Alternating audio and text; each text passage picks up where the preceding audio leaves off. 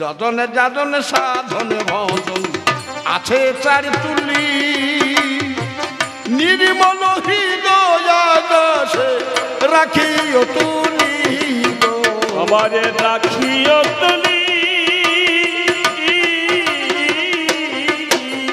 যতনে যাতনে সাধনে ভজন আছে চার তুলি নির্মল হৃদয় আকাশে রাখিও তুলি রাখিয়া তুলি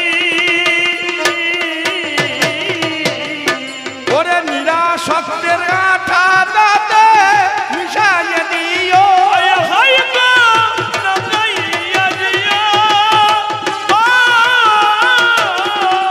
মাননীয় সুধী সমাজ যারা ছবি আঁকে ছবির কাঁচা রং আর পাকা রং রং পাকা করে দিলে ছবিতে আঠা দিতে হয় ওরে নিরাসক্তের আঠা দাতে মিশাইয়ে দিও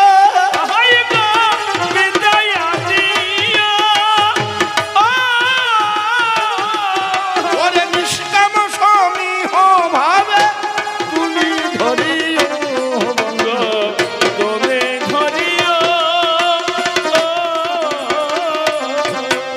মাস্টার যখন কম আপনারা যখন কলম ধরে লেখেন তখন কিছু একটু মনে করছে এখানে কলম থেমে যায় তাই তুলিটিকে হাতে করে নিয়ে শেষ হয়ে কি ভাববে বলো তো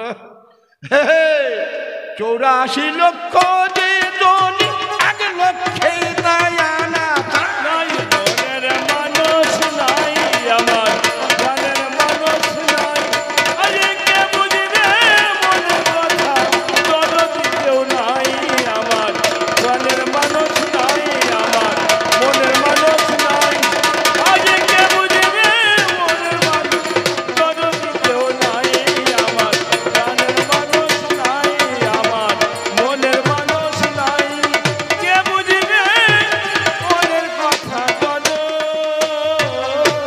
মাননীয় সাধুগুরু বৈষ্ণব আপনারা সকলেই জানেন 84 লক্ষ জনই 1 লক্ষ আনতে গেলে কি করতে হয় ভক্ত তুমি আমাকে জানাও তোমার সামনে আমি হাজির হয়ে যাব হ্যাঁ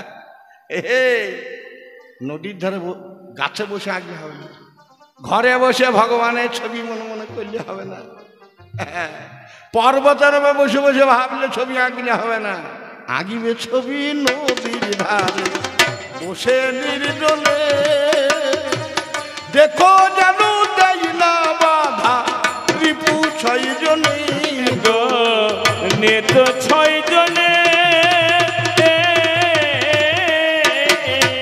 আঁকিবে ছবি নদীর ধারে বসে নির্জনে দেখো যেন দেয় না বাধা রিপু 6 জনে নেত 6 জনে মাননীয় সুধী সমাজ যারা ভক্তবৃন্দ তারা জানেন 10 ইন্দ্রিয় তোমাকে বন্ধু বাধা দিতে পারে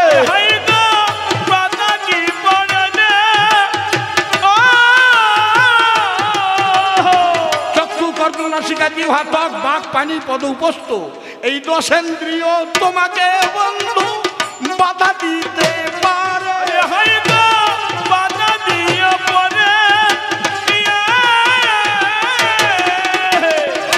নাগালেরও বাইরে রাখবে সুষমে নারে কিনারে নাই কিনারে সাধুগুরু বৈষ্ণব যারা তারা বুঝতে পারছেন এই সুষমনা নারী বাঁ দিকে এরা দক্ষিণে পিঙ্গলা সুষমনা নারীর কোন কোন জায়গায় 10 ইন্দ্রিয়কে বাঁধতে হয় ভক্ত তোমার জানা থাকে তো বুঝলো পারো যদি তুলির থোতাই যুগলের রূপে তো ভাঙা যায়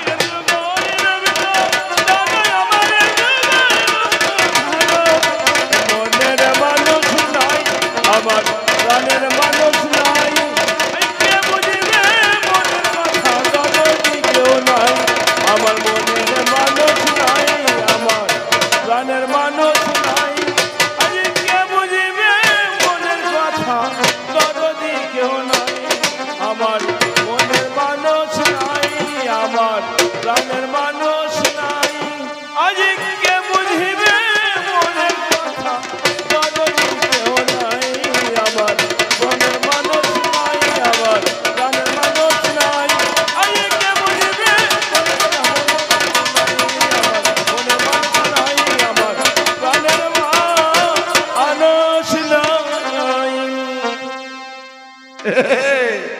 দাঁড়া দাঁড়া, এই তো সবে আরম্ভ হইল। তবে দেখি যেন বাবাকে খুন খারাপ করি না, তুই যা করতে রেখেছি দেখি আমাকে ভয় লাগছে, মনে জড়িয়ে পালাবো।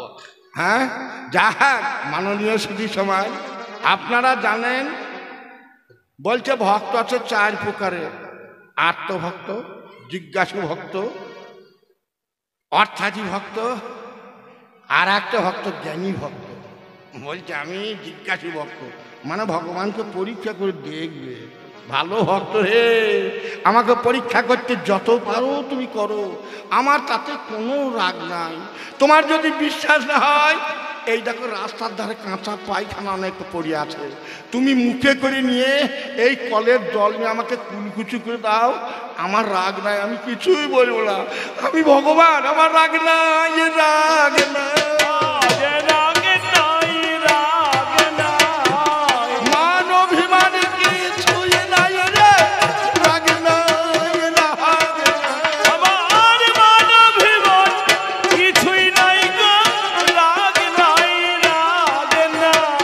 মাননীয় সুধী সমাজ, আমাকে বলছে তোমাকে কত কলা মন্ডা দিচ্ছি, তুই প্রসাদ করে দিচ্ছ, ঠাকুর খাইও না, ভগবান খাইও না, ভগবান পায়খানাও করে না, প্রসাদও করে না, তোরাই পুজো দিস, তোরাই খাই। কি গো অসীম চট্টরাজ, ঠাকুরে খায়, ঠাকুর খাই না, তোরাই খাই। দিয়ে বলছি প্রসাদ কেন ঢেকে তুলছিস, তোর এই কুসংস্কার তো ছাড়, কারণ ঠাকুরের প্রসাদ যে কি জিনিস সে জিনিসটা জানিস না।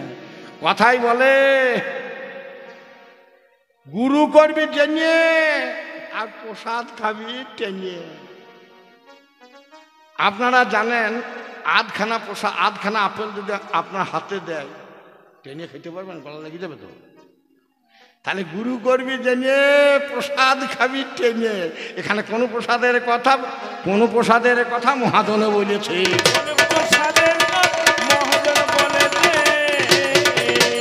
সেই প্রসাদ টেনে খাওয়া যায়, ওরে চিবিয়ে খাওয়া যায় না।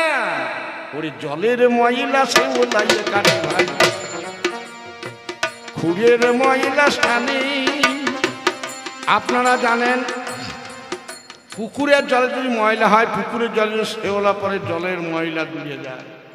ভান্ডারীদের খুঁড়ে যদি ময়লা হয়, সান দিলে খুঁড়ের ময়লা ধুয়ে যায়। জলের ময়লা শেওলা কাঠি, খুঁড়ের ময়লা সানি। তোদের মনের ময়লা কাটবে কিসের, বলে কোন সাবানে রে, বল কৃষ্ণ জামি। ঠাকুরের কাছে দিয়ে সাধু বাবা ঠাকুরের কাছে দিয়ে বলছে, ঠাকুর আমাকে টাকা দাও, 2 বিঘা জমি কিনবো। আর বলছে ঠাকুর আমার ছেলে মেয়ে সবাই যেন ভালো থাকে। কোনো ভক্ত বললে তো ঠাকুর তুমি কেমন আছো, ভগবানকে জিজ্ঞেস করছে ঠাকুর তুমি কেমন আছো। কি দুঃখের কথা মা, আমাকে কেউ জিজ্ঞেস করে না তুমি কেমন আছো, তোমার শরীর কেমন চলছে। বলছে আমার ছেলে পিলে যেন ভালো থাকে। স্বার্থবার জলের ময়লা সে ওলাইয়ে কাটে ভাই, খুঁড়ের ময়লা সানে। তোর মনের ময়লা কাটবে কিসের, বল কোন সাবানে রে, বল কোন সাজনি।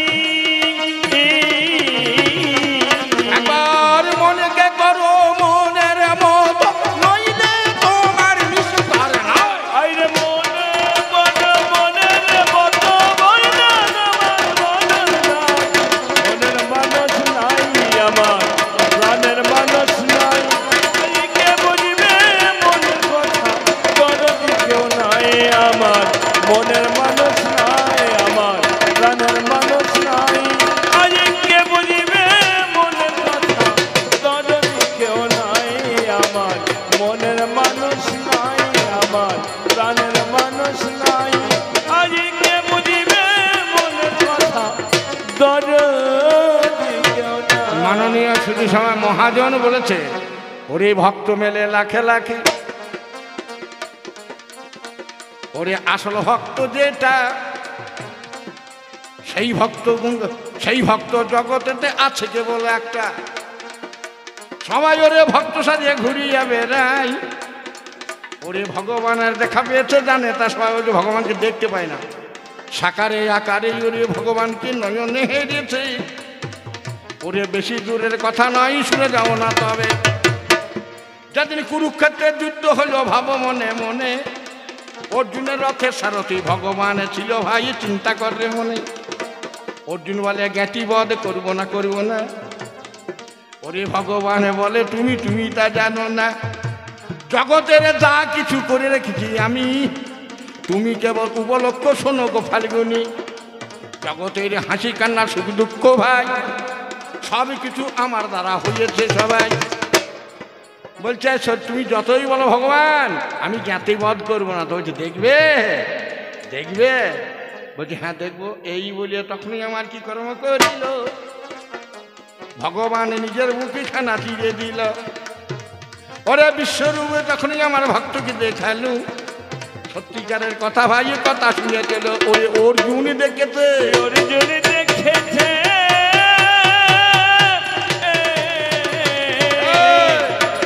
দেখা পাই না বলিস না, দেখা পেয়েছ তুমি, দেখা পাও না সেটি বলো, কিন্তু ওদের মতন হইতে হবে তো।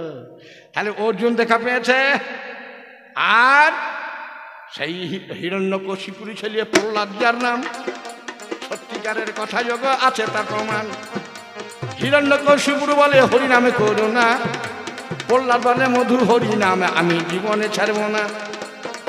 ওরে বিষের বোতল দিয়ে ভাইয়ে মুখে ভরিয়ে দিল, দূরের সঙ্গে বিষ মিশিয়ে প্রহ্লাদ দেখাওয়ালো।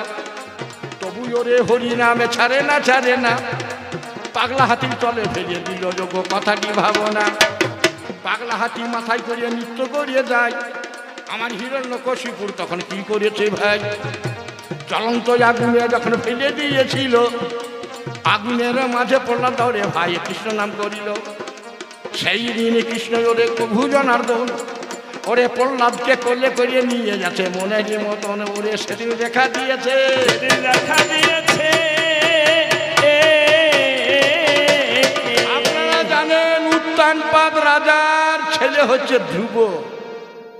ধ্রুব পাহাড়ের উপর তপস্যা করছে, ঠাকুরকে দেখবো। তখন 5 বছরের ছেলে, এত তপস্যা করছে যে পর্বতের উপর থেকে জল, চোখের জল বুক বেয়ে সরস্বতী নদীতে পড়ছে টপ টপ করে। বৈকুণ্ঠ ভূমিকম্প হচ্ছে। মা লক্ষ্মী তখন বলছে নারায়ণ তুমি তাকিয়ে দেখো, এমন একটা ভক্ত আমার আকুল সুরে ডাকছে, তুমি যাও। নারায়ণ বলছে আমি যাব না। বলছি কেন? ওই ছেলেটার এখন দীক্ষা শিক্ষা মন্ত্র হয়নি। যার দীক্ষা শিক্ষা না হয়েছে তার কাছে আমি যাব না। লক্ষ্মী বলছি এত কাঁদছে তোমার সহ্য হয় না? আমার যে সহ্য হয় না। মা লক্ষ্মী তখন সিংহাসন থেকে উঠেছে, বলছে তুমি কোথায় যাবে? বলছে আমি ওই ধ্রুবর গাছকে যাব, আমি দেখা দেবো। অত কান্না আমি সইতে পারছি না, আমার হৃদ কমল কম্পিত হচ্ছে। নারায়ণ বলছে শোনো, তুমি যদি অদীক্ষিত লোকের কাছে যাও, মানুষের কাছে দেখা দাও, তাহলে তুমি আর বৈকুণ্ঠে আসতে পাবে না। লক্ষ্মী কাঞ্চার বলছে প্রভু গো আমি বৈকুণ্ঠে ছেড়ে দেবো আর আমি আসবো না, তবু ধ্রুবর কাঁদনে আমি থাকতে পারি না। ধ্রুবর কাঁদনে আমি থাকতে পারবো না। ওরে ছুটে চলে পাহাড়ের দিকে, ওরে কথা শোনো না। ধ্রুবর পাহাড়ে আমি থাকতে পারবো না। নারায়ণ বুঝলো লক্ষ্মী যাবেই, নারদকে ডাকছে, নারদ তুমি এক কাজ করো, ব্রহ্মাকে নিয়ে দাও, দিয়ে ওর কানে কানে দীক্ষা মন্ত্র দিয়ে দাও। আর নারদ তুমি ওর কানে কানে শিক্ষা মন্ত্র দিয়ে দাও। ব্রহ্মা নারদ গিয়েছে, ধ্রুব 5 বছরের ছেলে। বলছে তোমরা ভগবান? বলছে না আমরা ভগবান লয়, আমরা তোমাকে দীক্ষা শিক্ষা মন্ত্র দিয়ে এসছি, আমি তোমাদের গুরুদেব। তো গুরুদেব আমি কেমন করে ভগবানকে দেখবো? তো এক কাজ করো, সরস্বতী নদীতে স্নান করে এসো। ধ্রুব বলছে আমি তো নদীর জল নামতে পারবো না, কারণ আমার মা তো আমাকে স্নান করিয়ে দেয়, আমি তো নিজে স্নান করতে পারি না। ব্রহ্মা কোলে করে নিয়ে গিয়ে নদীর ঘাটে ব্রহ্মা কোলে করে ধরে আছে, আর নারদ স্নান করাচ্ছে। এই তো ভক্তরে। হ্যাঁ, তারপর শঙ্খচক্র গদা পদ্মধারী নারায়ণ দেখা দিল। কারণ আপনারা জানেন দীক্ষাগুরুর হাতে তালা। ওরে দীক্ষাগুরুর হাতে তালা, শিক্ষাগুরুর চাবি। ওরে তালার ফাঁকে চাবি ভরে পা টিপে টিপে যাবি, ওরে তবেই ভগবান দেখতে পাবি। তবেই ভগবান দেখতে পাবি। দীক্ষা গুরু যখন দীক্ষা হয়ে গেল তখন আপনি তালা পেলেন, চাবি পেলেন না। শিক্ষামন্ত্রী গুরুর কাছে আছে চাবি, দীক্ষা গুরুর তালা, শিক্ষা গুরুর চাবি। তালার ফাঁকে চাবি ঘুরিয়ে পা টিপে টিপে যাবে, তবেই ভগবান দেখতে পাবি। তবেই ভগবান দেখতে পাবি। একটা সত্যিকারের কথা, আমার বাস্তব সত্য কথা। আমি সেদিন ঝাড়খণ্ডে গান করতে যাচ্ছি, ট্রেনে গান করতে যাচ্ছি, ধুলিয়ানের ওখানে পেরিয়ে যাচ্ছি। তখন একটা ছোট ছেলে, কত বছর 5 ছেলে, ওর বাবা মা সামনেকার সিটে ট্রেনে বসে আছে, আর এধারে আমরা দল বল নিয়ে গান করতে যাচ্ছি। ছেলেটা খুব দুষ্টুমি করছে, ছোট ছেলে তো, দুষ্টুমি করতে করতে কখন আমার কোলে বসছে, কখন এই ঝুড়িটার কোলে বসছে। ছেলেটাকে দেখে ভালো লাগছে, আর দেখে মনে হচ্ছে সত্যি ভদ্রলোকের ছেলে। কারণ বাবা মায়ের তিলক কাটা আছে, গলাতে মালা আছে, বাবার আছে মায়ের আছে। দেখে মনে হলো এত ভদ্র ঘরের সন্তান, মনে হয় কোনো সার্ভিস করেন। তিনি কলকাতা থেকে বাড়ি যাচ্ছেন, ছেলেটাকেও গলায় মালা পরিয়ে দিয়েছে, হাত তিলক কেটে দিয়েছে। ছেলেটা আসছে, সত্যিকার দেখে খুব অরু মজা লাগছে। আর সেই সময় কি হয়েছে মশাই, এই আমার এই বাজিয়াটি, ও বলছে 10 টাকা মাইনা বাড়াইতে হবে। আমি বললাম আমি 1 পয়সা দিতে পারবো না মাইনা, তাতে তুমি আমার দলে বাজাও আর না বাজাও। দুজনে ঝগড়া, সেই ছেলেটা টুকটুক করে শুনছে। আমার এই বাজিয়াটা তখন বলছে, এই দেখো, আমি যদি এইবার গানে তোমার সঙ্গে যদি আসি, 1 2 3, যেই কান বলেছে, আর ছেলেটা চপ করে হাতে ধরেছে, ছোট ছেলেটা দিয়ে বলছে আপনি কান মূল্যন। আমার বাজিয়াটা বলছে আমার কান মূল্যন, তোর কান তো মূল্য নেই, তো ছোট আপনার কান লয়। আমি তো অবাক হয়ে গেলাম, 5 বছরের ছেলে ওকে বলছে তোমার কান ওইটা লয়। তো কেন? বলছি তোমার গলাতে মালা আছে, তোমার তো দীক্ষা হয়ে গেছে। আর গুরুদেব ডান কানে মন্ত্র দেয়, ওই গুরুদেব তো তুমি ডান কানকে দিয়ে, ডান কানকে গুরুদেবকে দিয়ে যেতে, যার জন্য বামুনরা দেখেন পইটা তো ডান কানটা রেখে গুরুর কাছে জমা রাখে। তাহলে ডান কানে বলছে আপনি যত পারেন, সেই ছেলে বলছে যত পারেন বাঁ কান তো বলুন, ওটা আপনার কান। আর ডান কান আপনার যখন দীক্ষা হয়ে যায় তখন ডান কান গুরুকে দিয়ে দিয়েছে। ডান কান মলা মানে গুরু